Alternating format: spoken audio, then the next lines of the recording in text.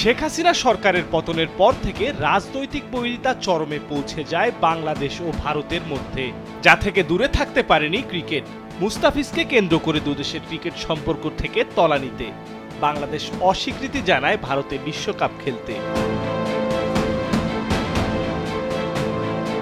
আইসিসির আড়ালে করা নাড়ে ভারত, বাংলাদেশও ছাড় দেয় না এক চুল।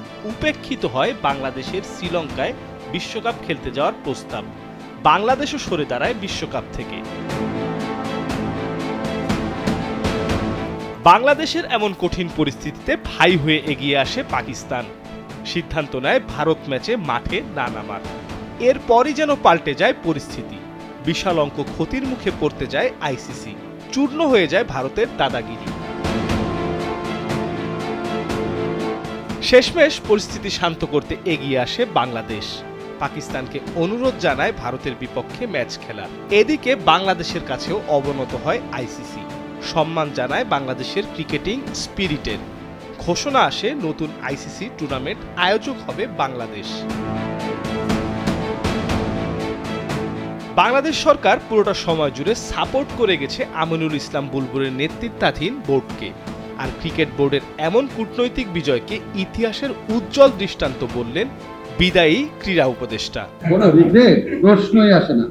বাংলাদেশের ক্রিকেট আমাদের কি সিদ্ধান্ত নিয়েছে বাংলাদেশের ক্রিকেট খেলোয়াড়রা, ক্রিকেট বোর্ড তারা নিজেরা স্যাক্রিফাইস করে দেশের ক্রিকেটের নিরাপত্তার জন্য, ক্রিকেটারদের নিরাপত্তার জন্য, দেশের মানুষের নিরাপত্তার জন্য বাংলাদেশের মর্যাদার প্রশ্নে যে ভূমিকা রেখেছে, আমার মনে হয় যে একটা অনুকরণীয় দৃষ্টান্ত হয়ে থাকবে। এবং তারপর দেখেন তারা যে ক্রিকেট ডিপ্লোমেসিটা করেছে, আলটিমেটলি এখন আইসিসি বলতেছে আমাদের কোনো রকম মানে শাস্তি তারা দিবে না, বরং একটা বৈশ্বিক টুর্নামেন্টের সহ আয়োজন আমাদেরকে করবে। Brilliant achievement. আমি salute to the Bangladesh cricket board. ক্রিকেটের মাঠের বাইরে এমন দৃঢ় অবস্থানই প্রমাণ করে বাংলাদেশ শুধু খেলায় নয়, কূটনীতিতেও এখন পরিপক্ক ও আত্মমর্যাদাশীল এক শক্তি।